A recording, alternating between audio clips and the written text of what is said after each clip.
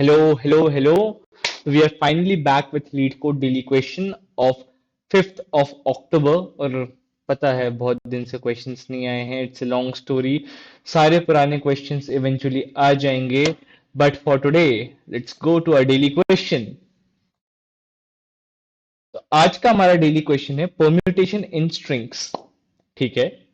Question से क्या समझ में आ रहा है कि कहीं ना कहीं परम्यूटेशन करना होगा. ओके. किस में करना होगा? स्ट्रिंग में. तो एक स्ट्रिंग दी होगी, उसमें कैसा ना कैसे परम्यूटेशन किसी तरीके से कुछ इसी टाइप का कुछ क्वेश्चन होगा. बाकी पढ़ के समझ में आएगा. Let's see. आपको दो स्ट्रिंग्स दी हुई हैं, S1 और S2. ओके. और आप कब ट्रू रिटर्न करोगे? अगर S2 का कोई भी परम्यूटेशन S1 में होगा. तो बेसिकली आपको दो स्ट्रिंग्स दिए, S1 S2. और S2 का कोई भी परम्यूटेशन अगर S1 में है तो आप क्या रिटर्न करोगे? ट्रू रिटर्न करोगे. अदरवाइज क्या रिटर्न करोगे? फॉल्स रिटर्न करोगे. ठीक है. तो एक बार थोड़ा एग्जांपल से समझ लें क्वेश्चन. चलिए समझ लेते हैं. हमको स्ट्रिंग S1 दी होगी ए बी. उन्होंने क्या बोला? S1 का कोई भी परम्यूटेशन अगर S2 में है. तो ये फिगर आउट करने के लिए हमको पहले S1 के परम्यूटेशंस लगेंगे. ओके. S1 के परम्यूटेशंस क्या हैं? ए बी और बी ए. ठीक है. यही तो ना. अगर हम ह्यूमन इंट्यूशन से सोचें तो S1 के इसके अलावा कोई परम्यूटेशंस नहीं आ सकते. S1 के दो ही परम्यूटेशंस होंगे. ए बी का या तो ए बी होगा या बी ए होगा. यही दो परम्यूटेशंस पॉसिबल हैं. करेक्ट. अब ये दोनों परम्यूटेशंस क्या मेरे S2 स्ट्रिंग में एग्जिस्ट करते हैं? ये मुझे चेक करना है. ठीक है. तो चेक करना शुरू करता हूं. पहले चेक करता हूं कि क्या मेरा पहला परम्यूटेशन ए बी है S2 में. तो देखो, पहले दो लेटर्स में चेक किया. नहीं, ए बी तो नहीं है ये दो लेटर्स. फिर दो लेटर्स में चेक किया. ये दो लेटर्स तो आईडी हैं, ये भी ए बी नहीं है. फिर अगले दो लेटर्स में चेक किया. ये दो लेटर्स तो डी बी हैं, ये भी ए बी नहीं है. फिर चेक किया, ये बी ए है पर ए बी नहीं है. फिर चेक किया, then you have a O. ये भी ए बी नहीं है. And so on checking. I guess कि इनमें से कोई भी लेटर ए बी सीक्वेंस तो नहीं है. ठीक है. तो यहाँ पे क्या आ गया? फॉल्स. हेंस ए बी को मैंने रेड मार्क करके रखा है. Now let's check for B A. तो क्या बी ए है ये? नहीं, ये तो ई आई है. बी ए तो ये भी नहीं है. ID not equal to B A. DB still not B A. But ये क्या? ये तो बी ए मैच हो गया. So we can see that a permutation of the string S1, that is BA, does exist in the string S2. और exist कर रहा है तो क्या रिटर्न करेंगे? आंसर रिटर्न करेंगे ट्रू. क्लियर? क्लियर. बहुत बढ़िया. तो अब देखते हैं कि क्वेश्चन की अप्रोचेस क्या क्या हो सकती हैं. तो जब मैं क्वेश्चन अप्रोच करूंगा तो जैसा सिंपल बेसिक मैंने सोचा हो तो आप भी सोच लोगे कि S1 की परम्यूटेशन S2 में निकालनी है. तो पहले S1 की सारी परम्यूटेशन ही निकाल लेते हैं, फिर S2 में सर्च कर लेंगे. इतना बेसिक सोच लोगे ना? सोच लोगे, बिल्कुल ऑब्वियस सोच लोगे यार. ये तो बहुत सिंपल है. बट जब इतना बेसिक सोच रहे हो तब सोचते थोड़ी देर में ये रियलाइज होगा कि भाई S1 की जब सारी परम्यूटेशन निकालोगे तो n फैक्टोरियल में जाएगा time complexity, which is a lot for this question. ये क्वेश्चन इसमें टाइम लिमिट एक्सीड मार जाएगा. तो पहला अप्रोच तो काम नहीं आएगा. करेक्ट. तो जब भी आपने सोचना शुरू किया होगा तो पहली अप्रोच क्या सोचोगे आप? S1 के सारे परम्यूटेशन बना लो और उसको चेक कर लो S2 में है कि नहीं. हमने नाइव अप्रोच में ये एक बार एक्सप्लेनेशन में भी देख लिया कैसे ही करना है. दूसरी अप्रोच क्या हो सकती है? देखते हैं. दूसरी अप्रोच का इंटरवेंशन कुछ ऐसा हो सकता है कि मुझे दिख रहा है S1. ठीक है. और ये मुझे चेक करना है S2 में. S1 के सारे परम्यूटेशन चेक करने हैं. ठीक है. तो या तो मैं परम्यूटेशंस निकाल लूं या मैं चेक कर लूं कि S1 के परम्यूटेशन चेक करने के लिए और क्या क्या चेक कर लूं कि S1 के परम्यूटेशन चेक हो जाए. कैसे हो जाएगा ये? ये चेक करने के लिए देखो, S1 जो स्ट्रिंग है उसमें एक बार ए आ रहा है और एक बार बी आ रहा है. करेक्ट. ऐसे सोच सकता हूं मैं कि S1 जो स्ट्रिंग है उसमें एक बार ए आ रहा है और एक बार बी हो रहा है. तो S1 के सारे परम्यूटेशंस में एक बार ए आएगा और एक बार बी आएगा. ये बात तो निश्चित ही है. करेक्ट. करेक्ट. तो S1 के सारे परम्यूटेशंस का मुझे फ्रीक्वेंसी मैप समझ में आ रहा है कि S1 के सारे परम्यूटेशंस में एक बार ए आएगा और एक बार बी आएगा. तो अगर मैं S1 लेंथ का कोई पार्ट ढूंढ लूं S2 में, ऐसा जिसमें एक बार ए आए और एक बार बी आए, मतलब S1 लेंथ उतनी ही लेंथ का होना चाहिए। और ऐसा नहीं कि तीन लेंथ का ले लिया, एक सी भी आ रहा है उसको इग्नोर कर दिया कि एक बार ए आ रहा है एक बार बी आ रहा है, वो तो चलता है ना। नहीं नहीं नहीं नहीं, एक बार ए आए और एक बार बी आए, मतलब टोटल लेंथ टू ही हो। ऐसा कोई पार्ट अगर मैं S2 में ढूंढ लूं तो क्या मेरा काम बन जाएगा? बन जाएगा। तो बेसिकली मुझे क्या ढूंढना है, S2 में ऐसा पार्ट ढूंढना है जिसमें एक बार ए आए एक बार बी आए और कुछ भी ना आए। इसके लिए क्या करूंगा, मैं जितना भी पार्ट S2 में ढूंढूंगा, ढूंढने वाले पार्ट की लेंथ S1 के बराबर कर दूंगा।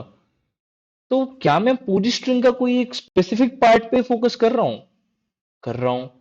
क्या इसको हम विंडो नहीं बोलते थे? बिल्कुल बोलते थे। जब तुम पूरी चीज, जब बाहर खुला है और तुम घर की किससे देख रहे हो, विंडो से देख रहे हो, तो तुमको स्पेसिफिक पोर्शन दिखाई देता है ना। तो हम पूरी स्ट्रिंग के एक स्पेसिफिक पार्ट पे फोकस कर रहे हैं, इसको बोलते हैं विंडो में देखना। Correct correct. तो हमने S1 लेंथ की एक विंडो बनाई है, और उसमें मैं चेक कर रहा हूं कि जैसे S1 में एक बार ए आया और एक बार बी आया, तो जो विंडो S1 लेंथ की S2 में है, क्या उसमें भी एक बार ए और एक बार बी आएगा? अगर एक बार ए और एक बार बी आ गया तो फिर वो किसी भी ऑर्डर में आए, वो हमेशा S1 का कोई ना कोई परम्यूटेशन ही होगा, है ना। हाँ, एक बार और देख लेते हैं एग्जाम्पल से इसको। अप्रोच टू का इंटुइशन क्या है, हमने विंडो बनाई है किसके लेंथ की? S1 के लेंथ की। और इस लेंथ के अंदर S1 की जो भी कैरेक्टर फ्रीक्वेंसी है, S1 में क्या एक बार ए आया एक बार बी आया, तो इसी लेंथ की विंडो के अंदर हमको S2 में चेक करना है। और ऐसी अगर कोई विंडो मिल जाती है S2 में जिसमें एक बार ए और एक बार बी आए, तो हमारा काम हो जाएगा। तो यहाँ पे विंडो की लेंथ क्या है? 2 लेटर्स। ठीक है, S1 की लेंथ है 2, तो विंडो की लेंथ भी हो गई 2। और S1 का फ्रीक्वेंसी मैप क्या बोलता है कि एक बार ए आना चाहिए और एक बार बी आना चाहिए। तो S2 में 2 साइज की विंडो मैंने ये बना ली। ठीक है। और इस विंडो के अंदर अगर कहीं पे भी एक बार ए और एक बार बी आ गया, तो हमको क्या समझना है कि ये S1 का कोई परम्यूटेशन है। हम होपिंग समझ में आ गया, मल्टीपल टाइम्स रिपीट कर दिया है मैंने ये।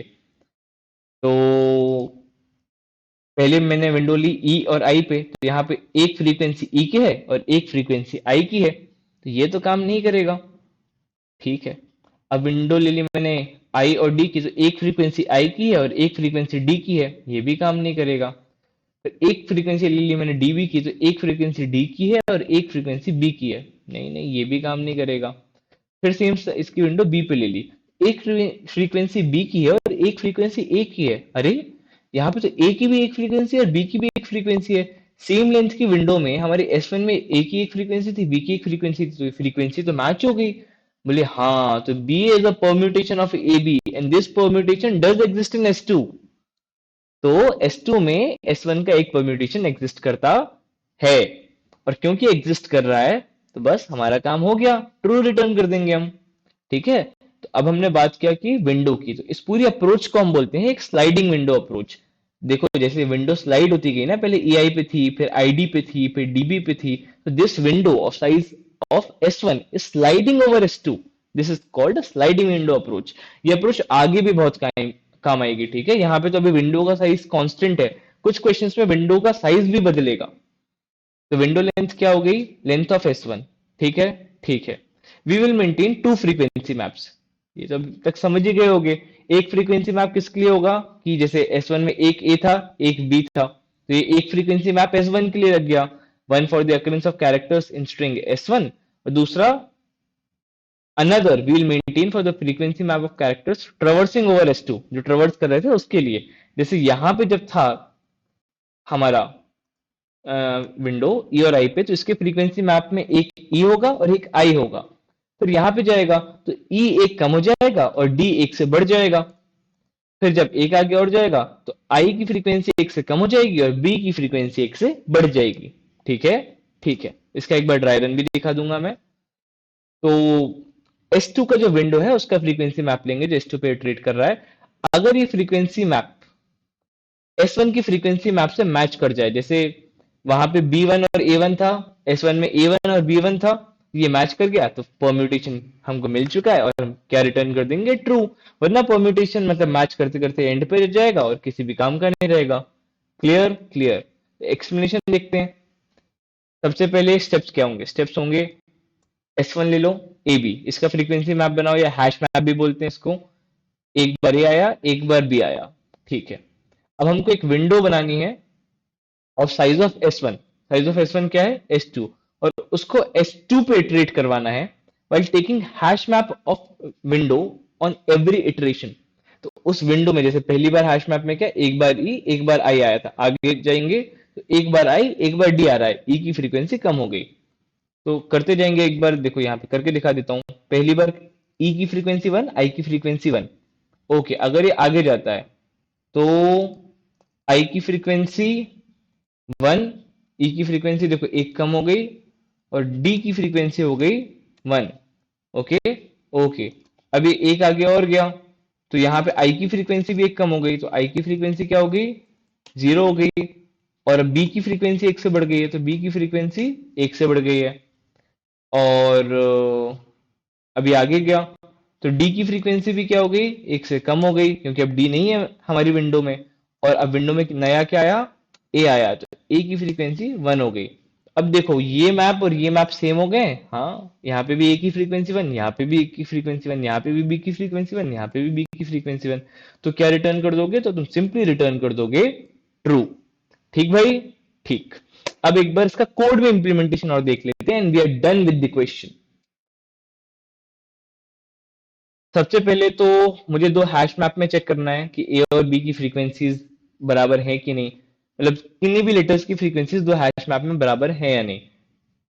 तो हैश मैप क्या होते हैं? They are basically character arrays और integer arrays that include counts of characters. 0 से 25 साइज के होते हैं।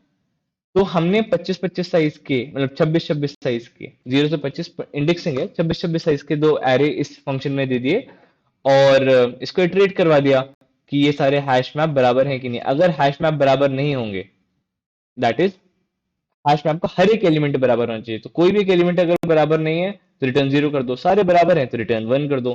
तो this line of code is basically for checking कि मेरे दो हैश मैप बराबर हैं कि नहीं। ये हमने एक प्री कोड बना के रखा है कि दो हैश मैप दूंगा भाई, तू मेरे को बता देना कि ये बराबर है या नहीं है।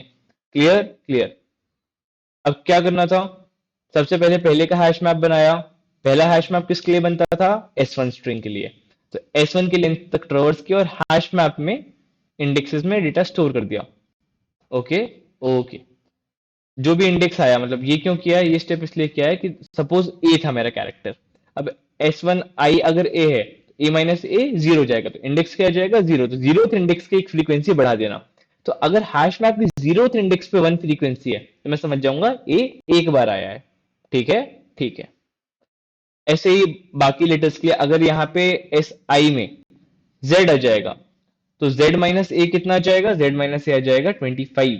तो हैश मैप के 25th पोजीशन का इंडेक्स आ जाएगा इंडेक्स में, और इंडेक्स का काउंट में क्या बढ़ा दूंगा? एक से बढ़ा दूंगा। ठीक है? ठीक है। अब यहाँ पे मैंने फिर से आई की वैल्यू वन ली, और विंडो साइज क्या ले ली? विंडो साइज क्या लेनी थी? S1 की लेंथ के बराबर। दूसरा हैश मैप बना लिया। अब इन्होंने हैश मैप, जो दूसरा हैश मैप का इटरेशन है, उसमें एक इटरेशन अलग से करी है कि पहले विंडो साइज की बन जाए जिस साइज का हमारा इटरेशन करना है। ठीक है? तो पहली इटरेशन के लिए इन्होंने क्या किया? आई को कहां तक जाने दिया? आई को जाने दिया विंडो साइज तक। अभी आई जीरो है, तो आई जो है ये हमारा विंडो का साइज मेंटेन करेगा, और आई को विंडो साइज तक फैलाना है। इसलिए while I is less than window size and I is less than S2 हमने इटरेशन करेंगे। और जो दूसरा वाला हैश मैप है उसमें पहली विंडो पूरा कंप्लीट करेंगे। So this is for completing पहली विंडो। जो EI वाली विंडो थी ना, उसको बनाने के लिए this piece of code is required, कि जब तक आई हमारा विंडो साइज का ना हो जाए तो पहली विंडो आई विंडो साइज के होने तक ही कंप्लीट होगी। जैसे ही हमारा EI का पहला विंडो कंप्लीट हुआ S2 पे, तो हमने क्या मारा? चेक मारा कि हो सकता था कि EI की जगह वहां पे ए भी होता और मुझे पहले में ही परम्यूटेशन मिल जाता। अब क्योंकि पहले में नहीं मिला तो ये रिटर्न वन नहीं करेगा हमारे एग्जाम्पल में। तो हमने दूसरा कोड लिखा कि अब एक काम करो, आई को वहां तक लेके जाना जहां पे S2 का लेंथ है। आई थोड़ा आगे तो आ ही गया होगा पहले विंडो के लेंथ के बराबर। अब वहां तक लेके जाना जहां पे S2 की लेंथ है, मतलब S2 पूरा ट्रेवर्स करवाना। और S2 जब पूरा ट्रेवर्स कराओगे तो हर बार तुमको कराना क्या है? अब विंडो आगे बढ़ाने में तुम क्या करते थे? विंडो आगे बढ़ाने में तुम बेसिकली अगले कैरेक्टर को स्टोर करते थे और पिछले कैरेक्टर का काउंट अपने हैश मैप में कम करते थे। करेक्ट? करेक्ट। तो यहाँ पे जो नया कैरेक्टर है वो S2 आई में स्टोर कर लिया, ठीक है, नए कैरेक्टर का इंडेक्स इंडेक्स में ले लिया, उसका इंडेक्स बढ़ा दिया। अब ओल्ड कैरेक्टर को कैसे कैलकुलेट किया, आई माइनस विंडो साइज से, S two I minus window size से जो कैरेक्टर आया वो ओल्ड कैरेक्टर में आया, उसका इंडेक्स निकाला और इंडेक्स एक से कम कर दिया। तो नए इंडेक्स का काउंट बढ़ाया और पुराने इंडेक्स का काउंट एक से कम कर दिया। Correct, correct. ये करने के बाद हम सेफली अज्यूम कर सकते हैं कि हमारी विंडो एक पोजीशन आगे खिसक गई है। हमारी विंडो क्योंकि एक पोजीशन आगे खिसक गई है, तो अब इस पोजीशन पे हमने जैसे एक नए कैरेक्टर का काउंट बढ़ाया, एक का कम कर दिया, तो एक नया हैश मैप रेडी हो चुका है। उस हैश मैप को जो काउंट वन और काउंट टू के नाम से, count one is the hash map of string one S one, और count is the hash map of string two. उन दोनों का चेक इक्वल किया, अगर आ जाता है तो रिटर्न कर दो, वरना आई को एक पोजीशन फिर से आगे बढ़ा दो। ठीक है, ठीक है। जब ये कंप्लीट हो जाएगा इटरेशन, तो या तो रिटर्न वन कहीं ना कहीं पे चल जाएगा और हमारा आंसर ट्रू आ जाएगा, वरना आखिर में जाके रिटर्न जीरो हो जाएगा।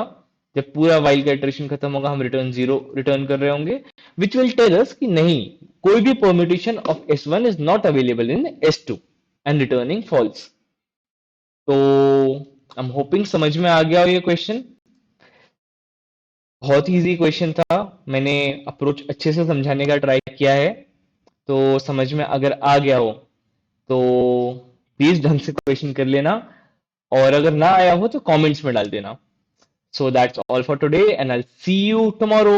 बाकी जितने भी वीडियोस अभी तक नहीं आए, आई मेक श्योर उसमें से मेजोरिटी आ जाए समय के साथ, और 15 को हम कुछ बड़ा भी शुरू करने वाले हैं। आई एम वेरी सॉरी, अभी मेरी लाइफ में एक बहुत बड़ा इवेंट कंप्लीट हुआ है जिस कारण से वीडियोस की कंसिस्टेंसी टूटी है, but I will make sure आगे से कंसिस्टेंसी ना टूटे।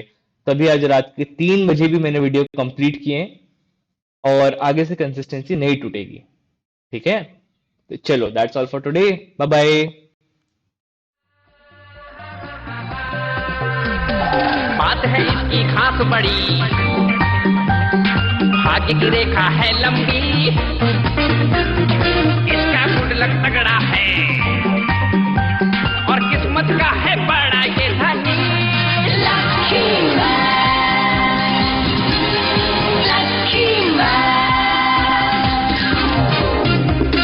जिसका नसीब है सबसे बेमिसाल, ये है तकदीर का राजा।